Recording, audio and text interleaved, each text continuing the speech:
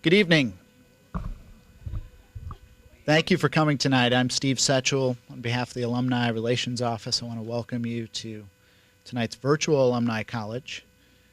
We have about 52, exactly 52 alumni registered to watch this online tonight. I'd say about that many students as well, about 50 students here in Watson Forum. Our topic tonight is Decoding Charlie Hebdo, the origins and cultural perceptions of caricature. And it's my pleasure to introduce our speaker, Dr. Ann Harris, the Johnson Family University Professor of Art History at DePaul. She received her undergraduate bachelor's degree at Agnes Scott College in 1991 before going on to the University of Chicago, where she earned her master's and PhD in art history. She's been teaching at DePaul since 1997, year after I graduated from DePaul, and teaches a number of courses in medieval art history at DePaul. Related to tonight's topic, though, the attacks in January on the Charlie Hebdo office in Paris sparked discussion across the world about freedom of speech. New questions are being asked about the role of caricature in satire and democracy. Is it a necessary litmus test of an open society, or is it an unnecessary abuse of tolerance? Dr. Harris tonight will explore caricature in France in the 18th century and compare them to practices of today. She'll also explore the relationship between caricature, freedom of speech, and freedom of the press. It's my pleasure to turn the program over to Dr. Harris. Appreciate you sharing your expertise with us tonight. Thank you.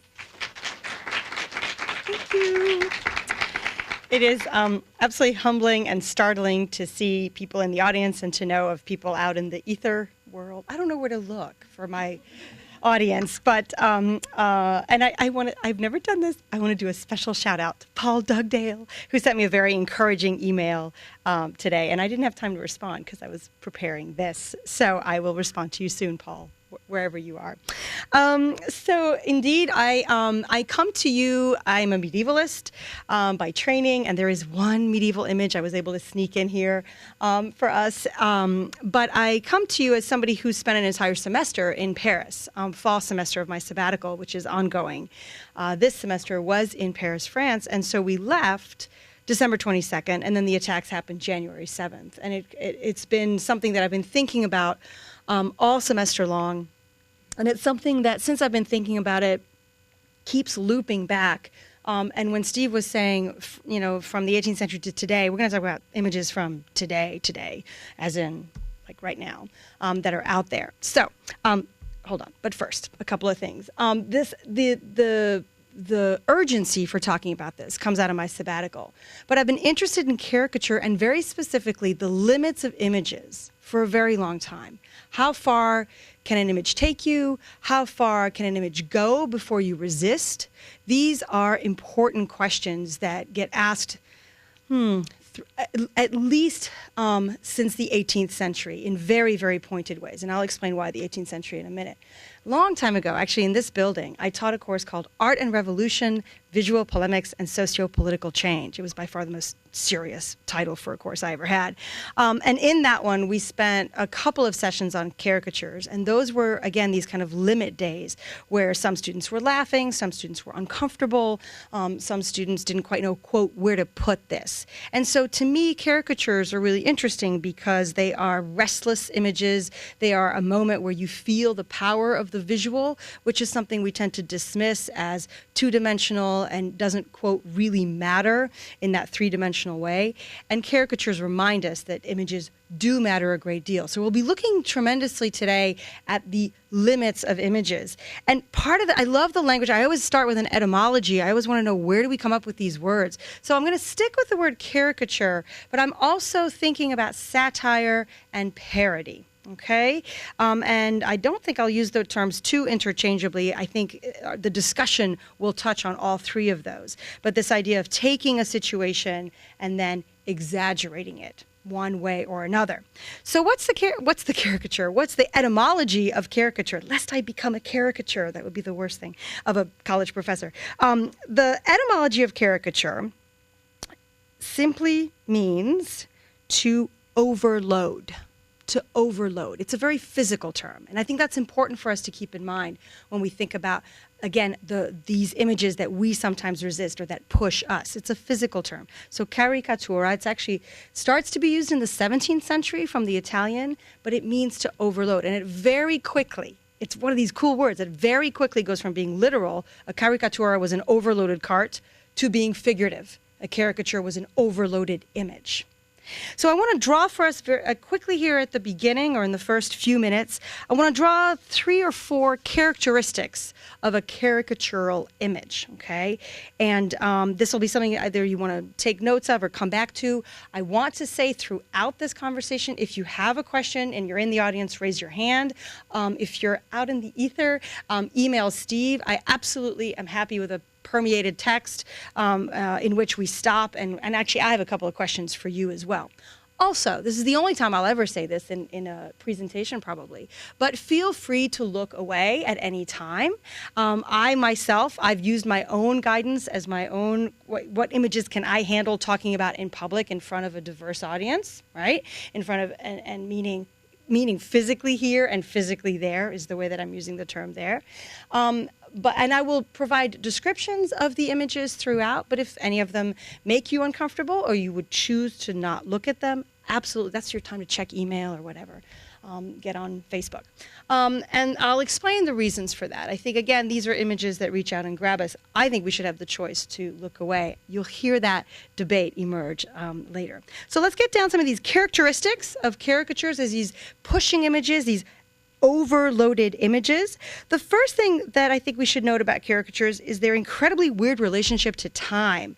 They have what I like to call a volatile ephemerality. They are boom, right here and now. 2 weeks ago, a month ago, you probably wouldn't have been able to identify, let's see if I can use my pointer, right, who this little figure was. Today, if you've been following the news, that looks a lot like Mike Pence, the governor of Indiana, who just passed the religious restoration. Oh gosh, sorry. See, I've been caught up in this all day. Anyway, the RFRA, this bill for today, so which argues on the principles of religious freedom for discrimination. This is the argument that's going on right now. So there's a very pointed temporality, a very pointed moment. So this is a critique of that bill, right? And the bill that argues that due to religious reasons, somebody can turn away goods and services from somebody else whose identity encroaches on their religious freedom. And so you're seeing here some religious tenets, and then here the kind of discriminatory accusation that the image makes. But I think this image, again, and this is fresh off the presses from today, it's this that I'm interested in. It's identifying the different characters. A month ago, a week ago, we wouldn't have been able, I don't know if many of you knew what Mike Pence looked like. I'll be honest with you, I don't know that I did. Now that silver head of hair is instantly recognizable. Another fact, another character of caricature, another character of these kinds of images, they have to do very strange work. They're simultaneously referential to a whole other set of images, to a framework that's shared by the audience, and then they're also incredibly direct. So they're about everything else, and they're about themselves at the same time. This is part of what makes these images what I call perilous, volatile, difficult. So here, you may have heard about, and I'm just sticking with what's going on right now because that's a common frame of reference. We're all living in the same time, those of us in this room in the same state, reading the same news feeds, okay? And that kind of frame of reference, that shared frame of reference, is something that a caricature relies upon. So here, I chose a couple of different examples to show you. There's a company called Salesforce that is going to pull out of business transactions with Indiana in protest of this bill. And we see this image here of a rainbow flag associated with LGBT rights being triumphantly waved over this kind of rabble, this kind of fallen down structure. This one's a little bit hard to read, but maybe these are the people of Indiana, people getting hurt, and then we've got this triumphant coming over. Okay, now the reference. The reference is actually a French painting from 1830 by Delacroix, Liberty Leading the People. So the idea of gay rights leading the people, and that leading of the people being the necessary struggle and costs of revolution. And so you're seeing this referenced here. It's being used, it turns out. Google was my friend today. It's being used, it's turned out, in multiple political cartoons. Here is Ted Cruz, a favorite of the Tea Party and possible GOP running candidate, who is leading what is described as a reluctant GOP over the ramparts, right? Over the ramparts and into the revolution. And here you can recognize, I love how caricatures do this. They're clear and unclear. You don't see the full flag, but the "Don't Tread on Me" flag of the Tea Party. So this is one where the references are they're actually art historical. Would people necessarily get them? They don't have to. It can be direct at the same time. That's that kind of volatility. Here's another example. And this one's really interesting because it doesn't mention at all what's going on with the Religious Freedom Act. This one says, "Dear Indiana, in case you missed it, we've already had this conversation. You don't get to decide who sits at the lunch counter." And it shows African Americans sitting at a lunch counter in protest. It's an archival image here. So here the frame of reference is not art historical. The frame of reference is specifically American history, specifically the history of past discrimination. And then always there's a signature, right? There's an ownership of the caricatural image. We'll talk about authorship and anonymity in a few minutes. So here you can see, and I'm already taking you through a lot, right? We've got an art historical frame of reference. Now we're switching completely. And then there's to a historical frame of reference. And then we've got a third one, which is what I would call the kind of simple frame of reference, the experiential frame of reference. So here you're seeing a taxi driver at the intersection of Pennsylvania, where the White House is, and some other street, the street we're on. And the taxi driver says, "Where to, Governor?" And Mike Pence, now eminently recognizable, says, "Turn right and let's see where it leads." And that's very open. That's not art historical. That's not historical. That's just common experience. This is where you get to see maybe the first decision that a caricaturist is going to make is, what's the frame of reference? That frame of reference and how people inhabit it. Comfortably, uncomfortably, do they feel ownership of that frame of reference?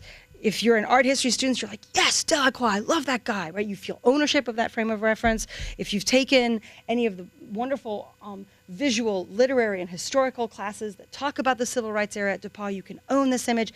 That frame of if you've ever taken a taxi, I guess you can own that frame of reference, right? That relationship of audience to frame of reference is going to be a really important one as we understand, yes, what happened at Charlie Hebdo, but I think also as our discussion continues into what's happening today in American caricature, in American satire. The third element, and we have to confront this soon, right? We have a time element, we have a reference element, or frame of reference element. The third element is emotion. Caricatures are purposefully, provocatively emotional. So this is one that I pulled from, again, today. I just wanted to know what's happening today. Due to religious beliefs, says Christ's t-shirt, Christ is wearing a t-shirt, "I refuse to serve Indiana." Now this gets more serious. This one, and I'm watching your reaction. I'm so appreciative of having an audience, and people are getting a little tense, and that's okay, because if we were in a class, we would have already done a lot of group bonding, and I would ask you about your vulnerability. So I'm going to just rely on whatever trust you have in me at this point. But there is something here that ratchets up. We've got a temporal element. The mention of Indiana definitely means something. I mean, again, in a year, what will this image mean? It'll be a completely different meaning. It'll be lost to a lot of people. And who knows what will have happened to the law by then. So it's got that temporal element. It's got an enormous frame of reference. Right? Christianity and Christ, the image of Christ. And then it has this emotion as well. And part of it is just good old visual tactics. A direct image, eye contact is always a more emotional image. That kind of ritualized gesture is also something that kind of elicits emotion. And then I would add this to a very prominent use of the body.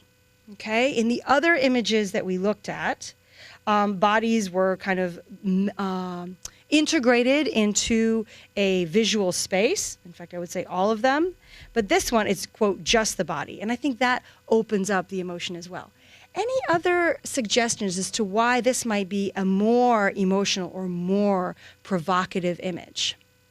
I've just thrown out a couple of ideas at the beginning. All right, we'll hold off. Because we're going to see images that we want to try to understand on what terms the images are reaching out to us, okay? So time, frame of reference, and then emotions, but I'm going to say emotions / body. Caricatures are going to be active in the public sphere, and maybe part of it is religion in the public sphere. That's a point of discomfort in American and certainly Indiana politics right now, right? I'm just sitting here thinking of other reasons why this one kind of reaches out. Caricatures are going to be active in the public sphere. A caricature between two people isn't going to operate with that same frame of reference. It's going to be a tiny frame of reference. If it's just you and your friend, you can have, maybe that's not a caricature, that's an inside joke. A caricature has that frame of reference in the public sphere. And so the things that are articulated in the public sphere, the reason that caricatures emerge in the 18th century as prominently as they do is politics, right? That's the discourse of the public sphere, politics themselves. As we're going to discover, religion has always been a part of politics when it comes to caricature. And again, that sits more or less comfortably in a country that has a division of church and state. France has an equal, in fact, a more radical divide between what they call secular and religious. They don't even use the same terminology we do, but politics and religion are all the things you're not supposed to talk about, which is what college is for, thank goodness. So politics and religion both are in that public sphere. Ethnicity and gender, everything we call a politicized identity, right, is in the public sphere as well. And basically, you can use caricatures to gauge what has become a public issue. I was thinking on the way over here, what are other things that have emerged in the world of caricature as public sphere issues? The environment. There are several political cartoons about global change, usually water levels rising. That's usually the kind of trope. But if you think of others, right, let's get those out. And yeah, Hannah, did you want to add? Oh, okay, just an elegant gesture. Okay. I'm used to those. You know something has made it into the public sphere and that it's not settled at all when you've got caricatures of it. So certainly religion in the public sphere, now this law in the public sphere is already established, is already there. Another thing that's really going to be important for us to consider, and I keep going back to this frame of reference idea. I think that's, to me, I love the time idea, and I think the body idea is really important, but frame of reference idea is absolutely key. Caricatures are, they are at once radically democratic images, and at the same time, their power is incredibly concentrated. So I can put that in a better way. Their power is at once diffused within an audience, but it's also singularized in the power of the cartoonist or the caricaturist. And basically, audiences decide whether or not an image is funny, whether or not an image is, dare I use this word, true, pertinent. And we'll see over the next few days, which one are you going to find when you do Indiana Pence cartoon on Google? Are you going to find, this one? Is this one that's going to get traction? Is this the one that's going to get traction? Is this the one? This one's gotten a lot of traction, actually. I've seen quite a bit of it. Will it be the taxi one? Will Jesus make continual appearances on the internet in relation to this issue? It's a crowdsourcing. It's a crowdsourcing image production. And so in that sense, I find it a radically democratic set of images. It's never been high art. It was never designed to be high art, but it's seen by a lot more people than high art. And here I'm going to show you now an image that was an image where the cartoonist's intent did not meet the audience response. Many of you will be familiar with this. For others who are not, I will describe it. This is the image by Barry Blitt, the cover of the New Yorker from, oh my gosh, isn't that a long time ago? 2008, of Obama and his wife. And his intent, which he had to declare after the fury over the image, was to put together all the accusations that opponents of Obama had gathered about his love of Islam and Osama bin Laden, about his black radicalism, his Nation of Islam, about his flag burning. And then this got poured over into Michelle Obama, who became a radicalized black activist. Her hair became iconographic of the 1960s and 70s black activism. And this was, quote, the joke. This was the intent, according to Barry Blitt, was to gather all that together and make it look ridiculous because it was gathered all together. The backlash did not come from the right, who was ostensibly being ridiculed here. The backlash came from liberals. The backlash came from Obama supporters, who said you went too far. I love that. Love the idea that images operate in this kind of moral space, right? That images went too far. And this is the first time I want to kind of pause and ask you about what you think the line was that was crossed. In what way? And I don't think you have to know a ton about Obama or 2008, but you were all alive and conscious in 2008. So I know you can start to think about this. In what ways does this image go too far? What boundary is it crossing, right? What violation of the frame of reference is it making? And here I'm just going to give you a few seconds, minutes. I'm going to give you a bit of time to think about this. I'm very interested. Is it a question of patriotism? Is it a question? Yes. Do you want to get us started? Another gesture? I overinterpret gestures. This is the first thing you'll find out about me. What line do you think it's crossing? Why was it seen as going too far or too much? And to the point where Barry Blitt had to come out and say, look, I meant no harm. And people saw harm. People saw it going too far. Yes. I think what's unique about Obama is he is the first black president, and so having so much kind of riding on his campaign and his win, he's kind of disobeyed every precedent set of respecting the presidential figure of our nation. Nice. And so I think to have someone who's already devalued by some because of his skin color and then kind of publicly bashed in, regardless of the satire of it, kind of just portrays this image that he's taken a lot less seriously than any other leader. Okay. You're making me miss teaching. This is dangerous. Okay. This is really, really smart. So what Hannah's talking about is the kind of freedom with Obama's body and image that she's acknowledging wouldn't be exercised upon a white candidate, right? That there's a freedom, and that word is overused these days. Let me find another one. There's an experimentation. There's a stretch and a volatility. There's taking Obama's image way beyond his personhood in a way that white candidates wouldn't have to experience, and Michelle Obama very, very much as well. And so I think that's so the boundary, if we're going to be kind of walk away with the term, the boundary here that was crossed is race. It just went too far on that issue of race. And the fist bump, I got to mention that too, the gesture of the fist bump as well, not presidential, right? So and there are lots of caricatures of presidential candidates. I think you want to look at them as they start rolling out next year, and look for how the frame of reference of race is used. Look for how the body politic, as it's called, is figured in all this. Okay. I could talk about this a really long time, but I want to give you some of the history. I want to give you some of an understanding of what happens when we justify these images. Because the other reason I have this up is precisely because the New Yorker didn't pull it. The New Yorker ended up having Barry Blitt defend himself and defend his position. And so that brings up this important phenomenon of what gets called, things get elided, the freedom of the press, the freedom of speech, the freedom of expression. These are all things that are closely connected. And Barry was called out by his Barry, I don't know the guy, Mr. Blitt, was called out by his public to justify and explain his image. And the same thing happened around Charlie Hebdo. The same people were, once they started looking at Charlie Hebdo images, there was a justification. And what's so interesting to me is that one of the very first and very consistent and insistent defenses of Charlie Hebdo's images was the history of caricature in France. Now, I want to tell, for those of you who know Charlie Hebdo, you will be seeing some Charlie Hebdo images. For those of you who don't, they are eminently Googleable, even though that's not a word.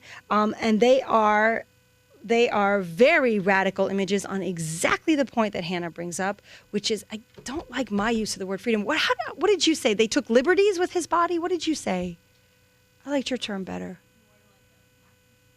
Lack of respect. Okay, lack of respect to the physical characteristics, right? To the physical characteristics.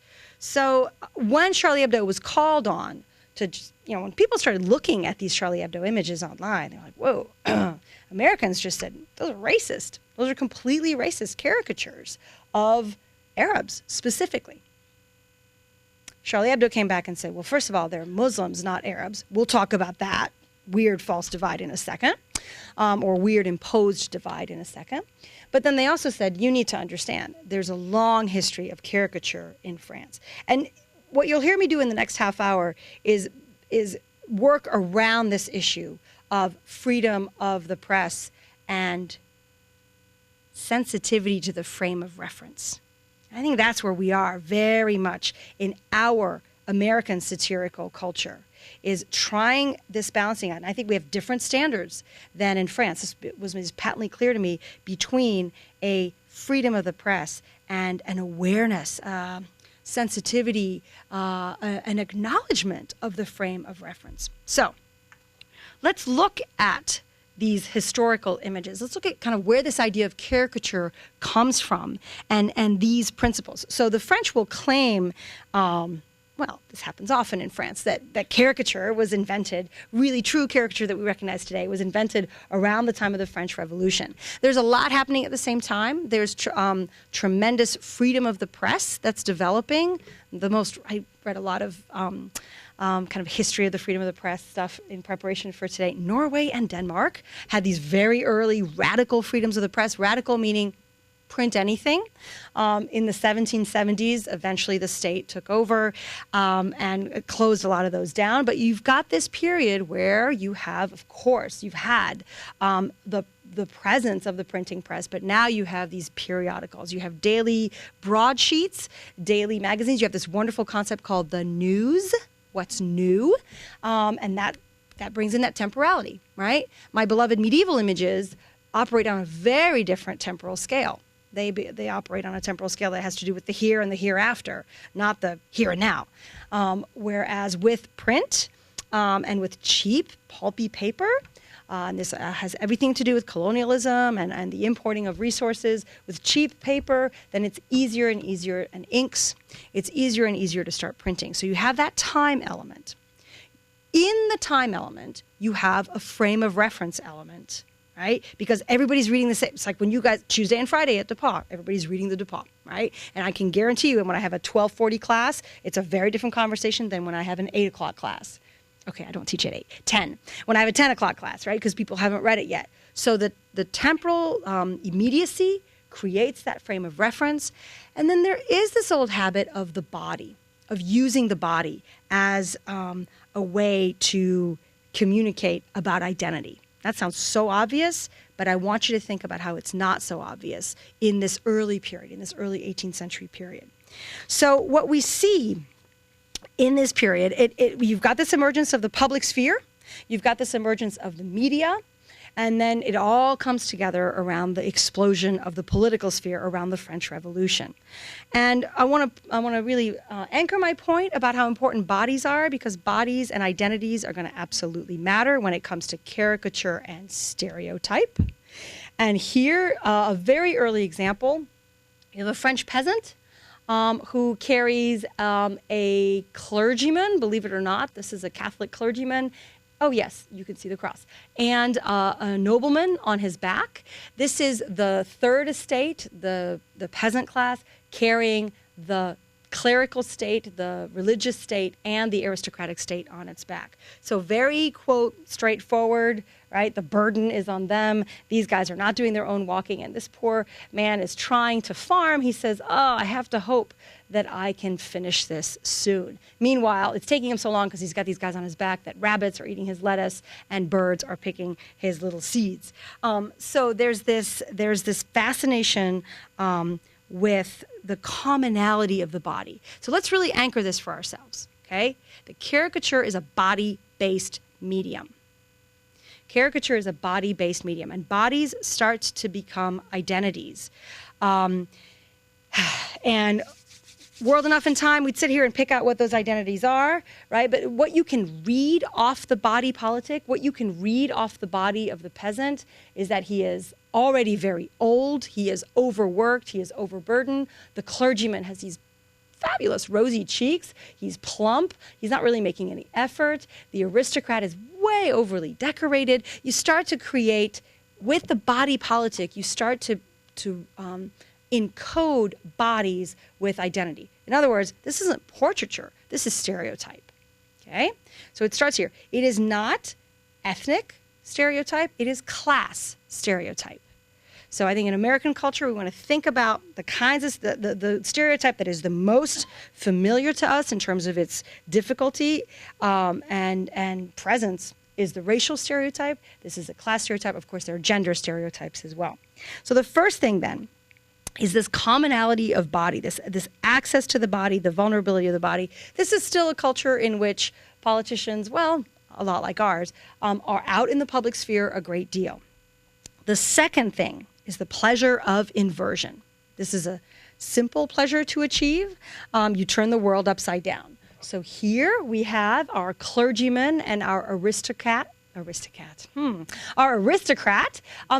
the plaything. They're on a little puppet stage of, this is no longer the peasant class now, this is the revolutionary. Okay, so this is the inversion, the reversal of things, the inversion of the revolution is that now he who was lowly is now the one who is playing, and they who were lofty are now the playthings. And I don't know, I'm fascinated by this mechanism. What happens is he ties the string to his knee, and as his leg goes up and down, the two little figures dance on the stage. We don't have this toy anymore, but it's definitely, it really drives. So, and you know what? I don't know the significance of the lion. That one's been lost to me. But adieu Bastille, goodbye to the Bastille. What had been the prison, the fall of the Bastille is still celebrated as the big day in France, July 14th.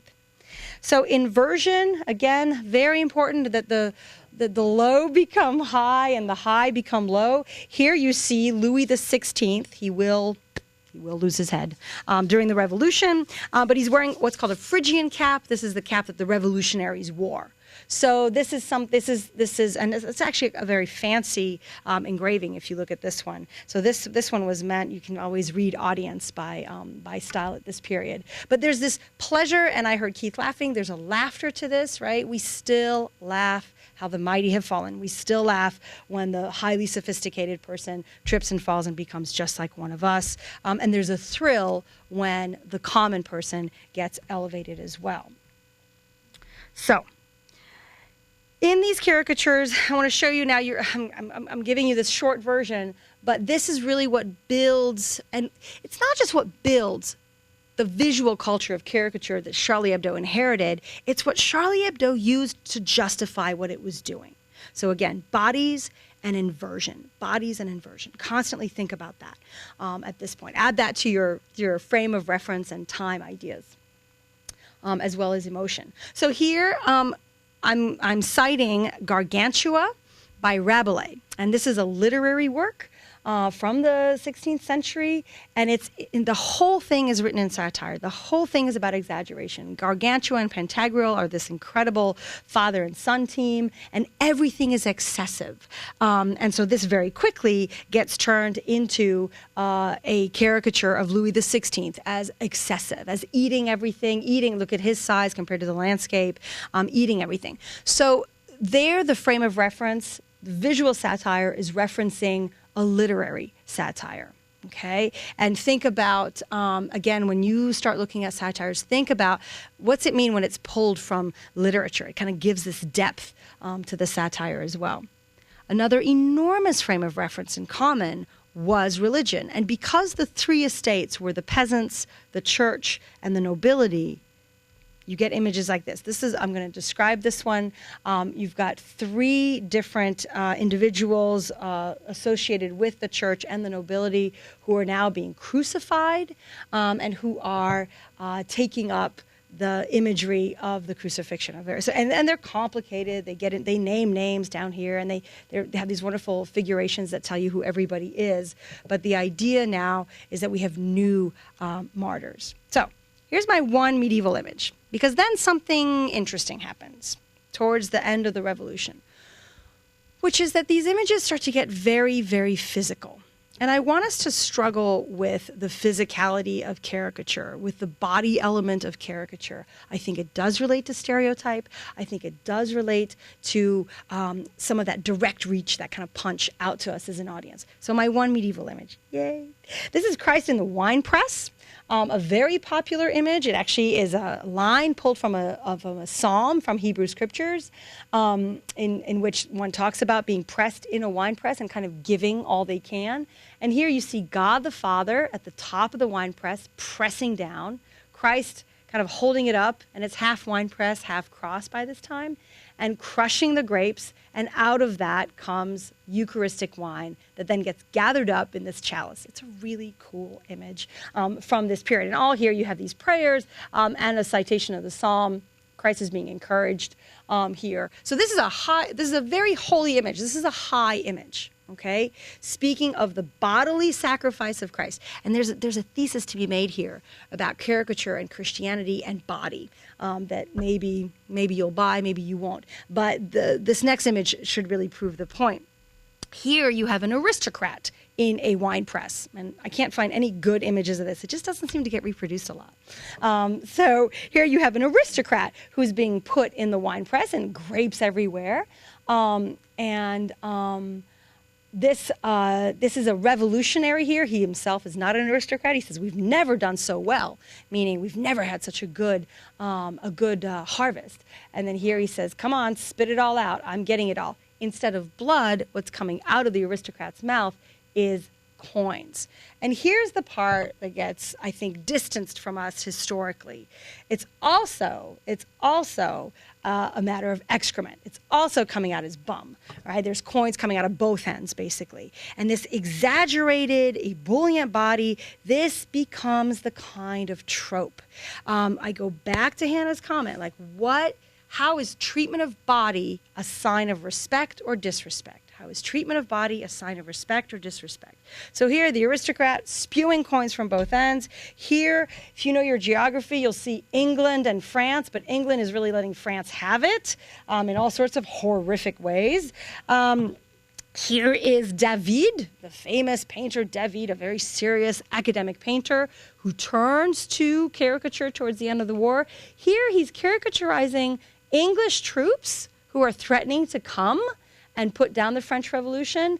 And the French answer is this bombardment of, yes, exactly what you think it is. This, I don't know if you in the ether can see, but this bombardment of, how can I be academic? Fecal matter that's being distributed on there. So here we've got, and then this last image, I believe it is the last one, right? Here, a clergyman, actually 2 different kinds of clergymen, they're British, being excreted from these devils. So the body is we don't see this anymore. And that's actually really interesting to me culturally, right? We have very prescribed body boundaries today, okay?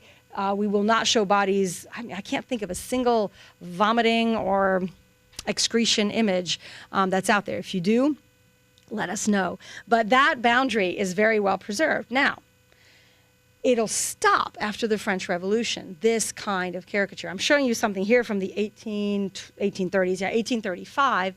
This is Daumier. And this is Daumier testing the boundaries of freedom of the press. We're in France.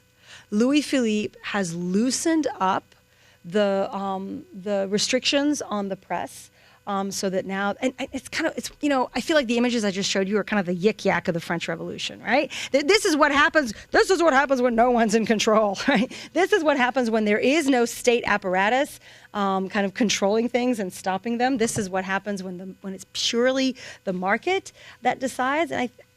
and I've struggled with this so much. My very wise friend with whom I spoke about all this was saying, you'll see where I stand on this. We'll all stand in different places, but I've struggled so much saying, no, we've got to have boundaries on our images because images can hurt. Images totally matter.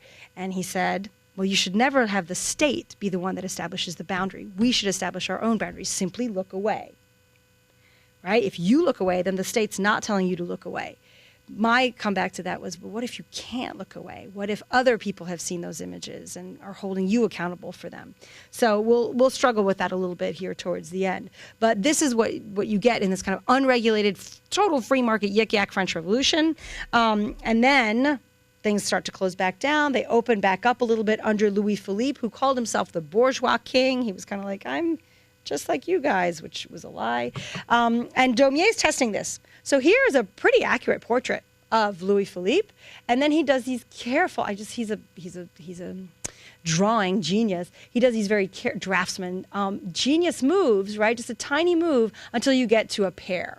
And with each of these moves, it's so interesting what he says. I don't want to leave the mic, but so I won't be able to translate them exactly. I can't see them. But with each move, he says, well, this is absolutely not actionable. This is a fidèle, a loyal image of the king. This is a little less loyal, but you can still recognize the king. So if you can still recognize him, it's okay. This down here has moved a little bit, but if you know this image, then you'll know this image. And yes, this is more fruit, more pear than king. But nonetheless, knowing these other images, you can't say that this is an insult to the king because you can still recognize him in it. So he's testing that boundary. And, for the French king, anything that departs from this is a caricature. For other people, they can go, they love the pear.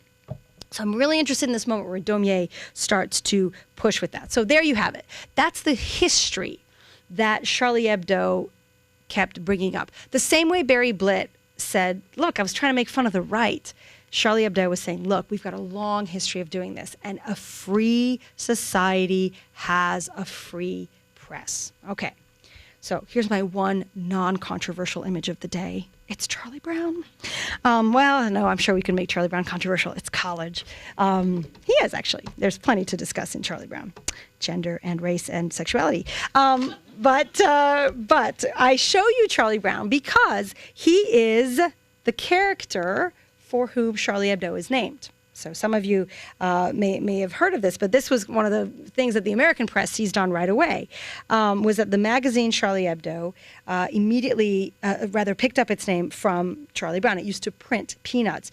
It took the remains, Charlie Hebdo, the magazine, took the remains of another satirical journal called Caricature. Called Caricature, this kind of almost self-impaling of journalism, which had been shut down because they had made fun of Charles de Gaulle's death. Charles de Gaulle was a Second World War general. He was then the president of France. He's a highly esteemed figure. They mocked him at his death, and the state absolutely shut them down. One of the things you'll see a lot is that the French do not have the same freedom of the press and freedom of expression ideas. The state actually has a lot more power than in this country. The state has, by the state I mean everything from the legal apparatus to a political apparatus to shut things down. So for example, they shut that down. And part of that I think is a response to the Yik Yak French Revolution. And actually, I found out lovely things from Yik Yak today. I looked at it just to be sincere in my use of the term, and somebody uses chopsticks to eat Cheetos so they don't get the powder. I thought that was a useful tip. Anyway, so I'm interested in things like Yik Yak because I'm interested in the anonymity, and I'm interested in the so-called honesty, and I'm interested, of course, in the dangers and the perils of making those kinds of statements, not about Cheetos, but about other things. So the French government has a much has more power, has more ability to intervene. So Caricature is closed down when they make fun of Charles de Gaulle's death. A bunch of folks get together then. The year at this point is 1970. And they reopen it as Charlie Hebdo. Hebdo is short for weekly, so the Charlie of the week. And here they take Charlie Brown as their emblem. And of course, there's a little joke there, the idea that this rather innocuous figure could be the source of really raunchy political and editorial cartoons. So from 1970 to 1981, they're doing fine, they're publishing. In 1981, they closed down just out of lack of subscription. And that's interesting for us to know. That they, remember what I said about the radical democracy of caricature. Charlie Hebdo wasn't getting a readership. Their images weren't getting traction. So they closed down until 1992. And then they reopened, but with great vigor at a time when, because of French immigration history, okay, from the Middle East, the ex-French colonies into France, and because of religious struggles in the public sphere, their images got traction. So they came back on the scene in 1992, and they came back with these powerful principles. They were going to be radically left-wing, so left of left of left. No politician was ever going to be as left as they were. They were going to be secular. Not only that, they were going to be atheist, and not only that, they were going to be anti-racist. So this is a really good moment / blind spot to acknowledge. And I say that I feel silly saying this because our campus has struggled with this so much, and we've confronted this, and we're still putting these things into words, right? But just because you're left doesn't mean you're not racist. But for Charlie Hebdo, being left means you're not racist. Okay, that's what keeps getting trumped and worked out in the rhetoric is, or not trumped, triumphed and worked out in the rhetoric is, look, we can't be racist. We're on the left. Well, it's been exposed in very powerful ways in American culture that being on the left, being on the right, being on the left does not prevent you or preserve you in any way from having bias. Okay, so I know that this is very resonant on our campus right now, but that's one of those are the principles. So I'm going to show you some of these images that are the principles. What are we talking about when we talk about Charlie Hebdo satire? So here is an example of them being very left-wing, and you'll see also the kinds of frames of references that they use. So this is Marine Le Pen. Marine Le Pen, I say her name like that, is the daughter of Jean-Marie Le Pen, who started the Front National. The Front National is an extreme right group, anti-immigration party for a long time, and just virulently anti-Semitic, anti-integration, anti-immigration. And here, Marine, the daughter, oh, she's so smart. Marine, the daughter, is doing something else. She says, anti-Semitism, that was my father's generation. I'm not anti-immigration, but I am very, very secular. And secularism is very important in French culture. It's like way beyond separation of church and state. And you can look back to that French Revolution. You can look back to the clergy on the backs of the peasantry. America does not have that history of the clergy riding the backs of its farm class. It has another history, right, of slavery, but it does not have the history of the clergy riding the back. So secularism is incredibly important, and so she's taken that idea, and she's able to push a lot of anti-immigration bills by being anti-religion. But when she says secularism, she means anti-Muslim. Right? So it's all sorts of games, these games that she's playing. And here she says, skinheads? I don't know them. But meanwhile, all the skinheads are climbing up into her huge Trojan horse. So she's referencing, the Charlie Hebdo are referencing both the idea of the Trojan horse sneaking in your invading troop. This is going back to the Iliad, so, very literary reference.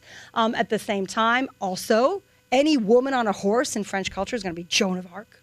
And indeed, the National Front takes Joan of Arc as their emblem. So that's an example of how they are constantly poking fun at the right with these, and it's very physical caricatures. But it gets different when you get to this issue of being secular. Here is a cover that has three figures saying, "We must veil Charlie Hebdo." Okay, so voiler is a better way to translate that would be Charlie Hebdo must take on the veil. And we've got an Orthodox Jewish figure, a Catholic bishop with a kreuzer, and then we've got an imam from the religion of Islam, and with their emblems here. And you start to see some of the physical use, again, what Hannah was talking about, like taking liberties with these bodies and showing a certain amount of disrespect. Open mouths, right? That's a disrespectful, that's not a dignified way to present. And in fact, Marine Le Pen, they're baring all her teeth. These are kind of the bread and butter of caricature, right? You want to show somebody as ridiculous, you show their teeth. If you think of all the, Mona Lisa is not smiling with her teeth, right? You want to show dignity, you're going to show that closed mouth. So that's just a simple one. And like I said, for my own political reasons, I'm not going to show images that show racist caricatures. They are eminently Googleable, and I think it's very important that each of us make their own assessment as to whether or not they even want these images in their head.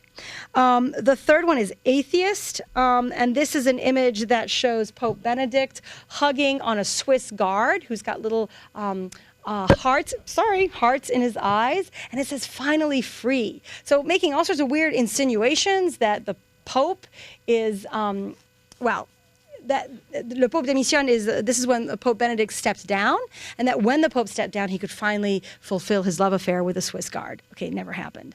But this is the kind of thing that they're doing. So when they say, and when Charlie Hebdo says, yes, but we attack all religions, okay, they go pretty hard after Catholicism. And the next image I'm going to show you is something that mocks the Eucharist with condom use. So the Pope is going too far. This is my body, he says, holding a condom where normally you would see a Eucharist. So they go after, and we could think about the terms on which they go after it. But I'm gonna save that conversation for later. I actually feel like these images are very powerful, and I don't have any desire to let them linger too long. Now, here's the hardest one. Anti-racist, right? The idea Charlie Hebdo says, look, we're left, and because we're left, and because we come from this tradition of critique, we critique everyone. We can't be racist. In fact, what we're doing is exposing other people's racism. Some people call this the Borat argument, right? There are a few things that are more racist than the movie Borat, and yet, why am I blanking on his name? The young man, Sacha Baron Cohen, right, says, I'm there to expose that racism. That's something that I want us to kind of struggle with a little bit too. Is it, quote, worth it to show that? So here, this is a reference we won't get because it's a French movie, but there's a French movie called The Untouchables. It's about a white man who becomes a paraplegic and hires a young black man from the projects to take care of him. And guess what? They become really good friends. And so here they've switched it around so that we have a Muslim man who is being wheeled about by a Jewish man, a Jewish Orthodox figure. And here, and it says, you shouldn't mock us, you shouldn't laugh at this. But the idea being that these two that hated each other, right, are now going to form some kind of relationship. And the idea of marking, this is very important for me to say, the idea of marking religion with ethnicity is a really powerful and dangerous one. I think this is where American audiences see racism and French audiences tend to see religious critique. But I want us to think, I think it's important to think about how, like, what is the caricature of a Christian in American culture, right? Is there such a thing? Is that even a visible identity that can be disrespected? Right? I think that's a very important, talk about litmus test, a very important litmus test. Islamic identity tends to be aligned with Arab ethnicity. As you know, there are Islamic identities in all over the world, right, that do not necessarily participate in an Arab ethnicity. And then Jewish identity tends to deal with all, it can be either Eastern European identity, ethnicity. So you've got this weird alignment of religion with ethnicity. And I do challenge you to think about what's the ethnic caricature of a Christian in this as well. And does it operate the same way? The short answer is no, but we will come back to why not. Okay, so everything's, quote, going swimmingly for Charlie Hebdo. They've got traction because there's now a threat to the public sphere when it comes to religion, and that threat of religion has been made ethnic as well. And so things really start to heat up around images of Muhammad. All right, I'm going to show you what is not a Charlie Hebdo image. This is an image by Plantu that I think is actually a rather smart image when it comes to the specific controversy of 2005. This is the Jyllands-Posten Mohammed cartoon controversy out of that Danish newspaper. And then this continues to be a controversy. This is, quote, the one that started it all. So 2005, 10 years into this. We as a global culture are 10 years into the caricatures of Muhammad controversy. I think it's a very important moment for us to think about what's happening here.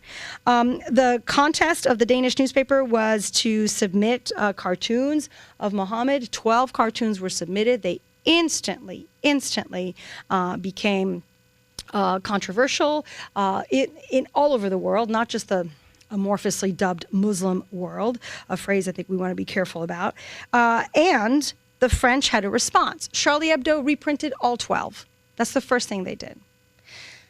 The Danish newspaper did not reprint the Charlie Hebdo image after the attacks, citing security concerns. So there's this really interesting thing about not just seeing an image, but reproducing an image as well. So the first thing that Charlie Hebdo did was print all the images, and then that's all they did, was just to become a platform for those images, for the reproduction of those images. Plantu did something else. Plantu did something I think it's important for us to think about. He didn't try to resolve anything. He's got this little phrase here that says, je ne dois pas, I should not. Je ne dois pas, I mustn't. That's a better, more expressive way to do it. And it's the same phrase, je ne dois pas dessiner Muhammad. I should not, I mustn't, I shouldn't, I mustn't draw Muhammad. I mustn't draw Muhammad. And in writing that out over and over again, he creates a portrait of Muhammad. Now this one remains ambiguous, it remains amorphous. It does not rely on racial stereotype, okay? And it is, and then you've got, also I think it is interrupted by this little mouse with his drawing pad as well. I mean, I think it's a different kind of image than the ones that come out of that Danish paper. But the line is multiple, okay?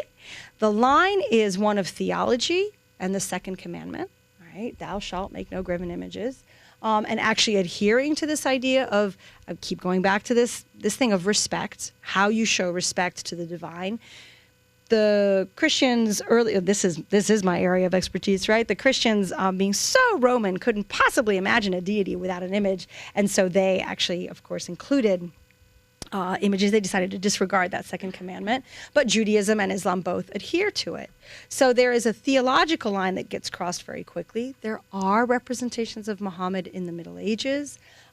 They are incredibly dignified. They take on his they celebrate his humanity. They're very, very different than caricatures. And I think, let's just say this, right? There's a big difference between a portrait and a caricature. This I would consider more this kind of anxiety portrait. I mustn't, and yet here is this pencil that's doing all this work.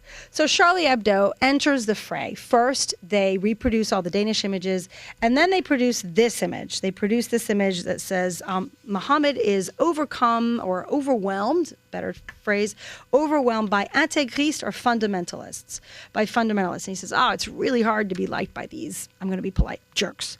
It's really hard to be liked by these jerks. So Muhammad is mourning what's happening to him. That was the first cover. That was 2006. Shortly thereafter, not that shortly, but actually, within a certain number of years, in 2011, the offices were bombed for the first time. And then on January 7th, 2015 of this year, there was the mass reaction, which resulted in the deaths of 12 people. And here I'm just showing you one of the oodles and oodles of responses. This is God up in heaven who says, oh no, not them. And it's a bunch of journalists coming up. It's the 12 journalists themselves who are coming up. So what we had in those first few days was this massive reassertion of the freedom of the press at any cost, at any limit. There should be no boundary whatsoever. And people had to be very clear that in criticizing freedom of the press, they were not arguing for the murders, right? It became so incredibly intense. So what I want to wrap up with here are the different responses, the American response and the French response. And I'm not showing you the full cover, what's called sometimes the survival cover of Charlie Hebdo. This is the first cover that came out after the attacks of January 7th. Again, you can look that up on your own. I do think it traffics in a racist stereotype. And the French were very angry with the Anglo-American press and its cowardice, I'm quoting now, in not showing the image. And you can look back through records time and again, New York Times, they show the stand, or any countless newspaper. Actually, some of the television news would simply do the green dot in front of it. Others would just have somebody only show a corner, as I'm doing here. I'm very Anglo-American in my representation here. But in France, it was reproduced over and over and over again. And the sentiment, the phrasing was, everything is forgiven. Ambiguous phrase, who's forgiving whom?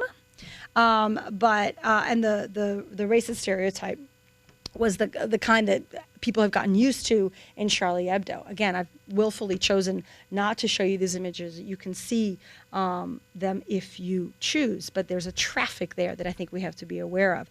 So I think it was the racist stereotype that I think that was the line for American journalists. I don't know, it could be something else, but that was certainly the one that was cited. Secondly, there was this weird response too. Now this one this is an editorial cartoon that really cuts both ways. It was pointing out that the French press is all too willing to do caricatures of Muslim under free speech, but any caricatures of Jews was called anti-Semitic and censored. This was specifically in reference to a black comedian in France named Dieudonné, who actually has a very anti-Semitic line of comedy. And his shows were canceled, and actually he was arrested